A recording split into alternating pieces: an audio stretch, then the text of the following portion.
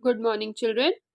Moving on with the last part of the chapter, the expedition of Siddhi Johar. Now, what here expedition means? That is a journey undertaken by a group of people with a particular aspect in their life. Maybe it may to defeat or to defend for any purpose. It can be in the form of a group. So, we are going to see that how Siddhi Johar and his group member tried to defeat Shivaji Maharaj and his associates. After the death of Afzal Khan, now Shivaji Maharaj decided to capture the Adil Shahi forts, that is Panhala, Vasantgarh and Khelna. So he decided to rename Khelna as Vishalgarh.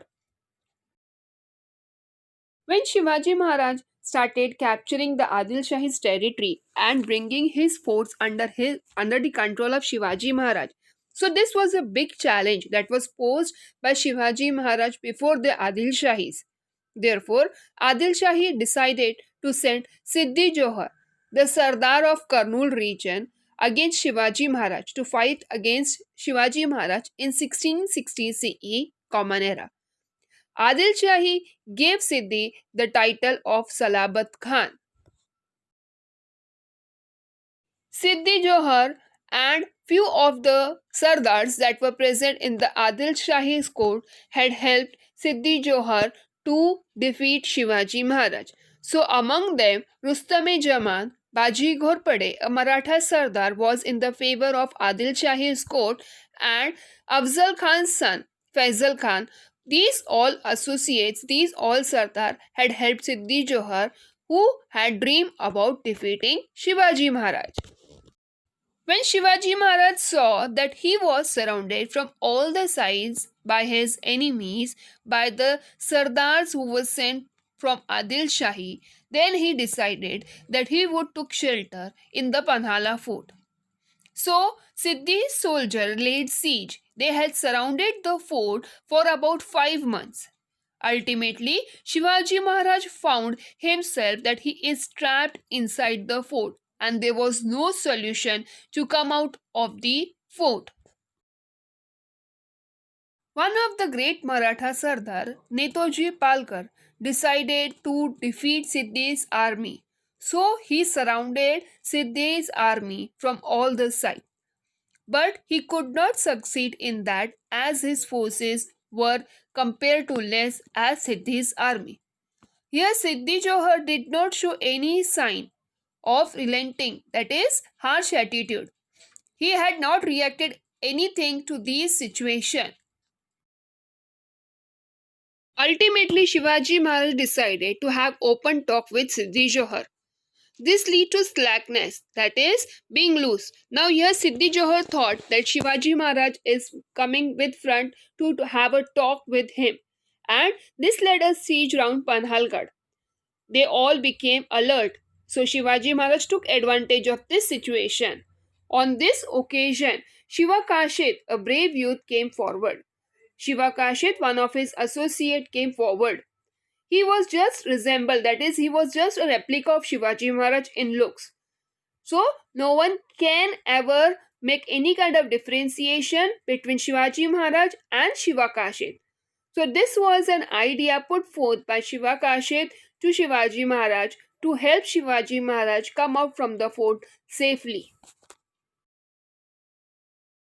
He dressed up just as like Shivaji Maharaj and sat in a plankan.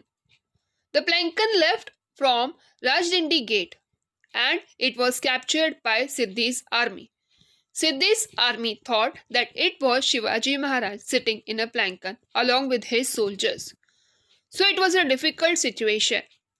Shiva Kashid had a great fight with Siddhi Johar's army but could not withstand and sacrificed his life for the Maratha empowerment, for the dream of founding Swaraj. So on this occasion, he laid down his life but never gave up. In the meanwhile, Shivaji Maharaj left the fort using another difficult route. He was accompanied by Baji Prabhu Deshpande, Bandal Deshmukh and some chosen soldiers who would helped Shivaji Maharaj and were trustworthy to help him to reach his destination. On the other hand, Siddhi's army as well as Siddhi Johar came to know that Shivaji Maharaj had left the fort and he was being misguided by some of his soldiers, as a replica of Shivaji Maharaj was sitting in the flank. So Siddhi Johar now decided that he would attack at Shivaji Maharaj at Panhalgarh. Accordingly, he decided everything and plan was prepared. Here, Shivaji Maharaj thought that he would escape from there and reach to Panhalgarh. After that, he would move on to Vishalgarh. Siddhi's army reached to Panhalgarh and they decided to attack on Shivaji Maharaj along with his army. Here Shivaji Maharaj entrusted the responsibility of stopping Siddhi's army at the foot of Vishalgarh to Baji Prabhu Deshpande, a great Maratha warrior who had sacrificed his life for the establishment of Swaraj. Baji Prabhu Deshpande decided to stop Siddhi's army at Ghodh Pass near Gazapur. So, accordingly, what he had planned out, he did so. He fought with the greatest valor and confidence.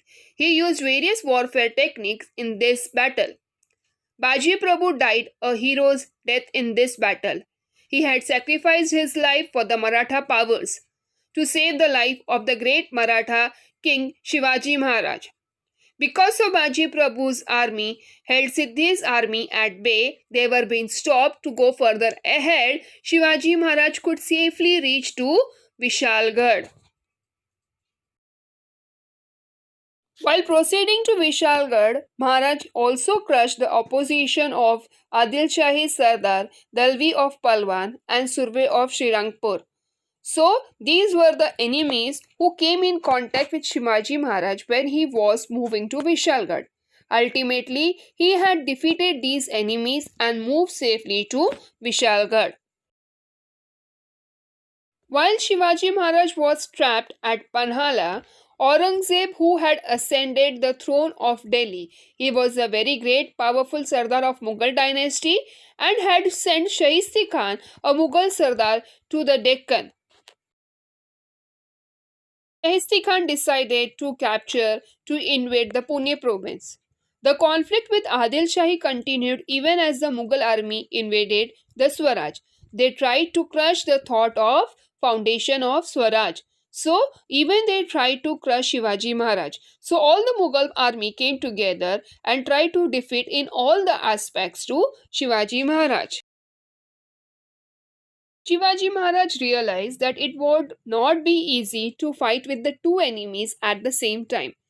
One cannot concentrate on both the sides. So Shivaji Maharaj decided to leave the thought of fighting with both the enemies. Accordingly, Shivaji Maharaj, when he reached Vishalgarh, he decided to enter into a treaty with Adil Shahi. To have a peace talk, so Shivaji Maharaj, when decided to put forth a treaty, he decided that he would return the fort to Adil Shahi that he had captured. So that fort was the Panhala fort. Ultimately, Shivaji Maharaj handed the Panhala fort to Adil Shahi back. So, my dear children, we have seen in this chapter that how a dream of Swaraj was put forth by many of the great Maratha Sardars, soldiers. It was a dream of Shahaji Raje and was put forth, was been continued by Shivaji Maharaj and his mother Veer Mata Jijabai. Even Shivaji Maharaj took help of his companions and associates who were trustworthy, and even they thought of establishing Maratha power and founding Swaraj, self-independency. We have seen that how Shivaji Maharaj had crushed his oppositions, his enemies, who were coming in the way of establishing Swaraj. Here we can see that how confidently, how bravely, how a good administrator, excellent person had established this dream and would continued his power of establishing Swaraj. So, I hope you have understood the lesson. Thank you. Goodbye. Take care.